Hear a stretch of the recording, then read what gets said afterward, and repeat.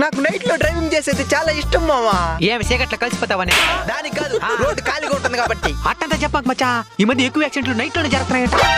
మచ్చా ఎదురుగా బండి వస్తున్నది. మావా లైట్ ఫోకస్ లేరు కట్టుకు కొడుతున్నది మావా. ఏం కనిపించట్లేదా? డిమ్మ డిప్పి రోడ్ అయినా కనబడుతుంది. అంటే కాదు మావా.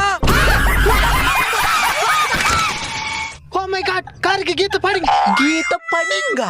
యు బ్లడీ బైకర్స్, కళ్ళు నెత్తిన పెట్టుకొని తోలింగ్.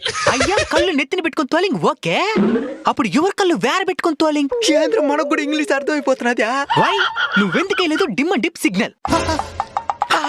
పెడుతున్నారా? ఇది మంచి సమయం, డబ్బులు లాగేయాలా? Give me 5,000. గుండెకాయ నొప్పింగ్. సారీ మామా, please give dim and dip signal in రాత్రి పూట. నో కనబడింగ్, only accident. Sorry bro, I follow all driving rules ఇప్పటి నుంచి.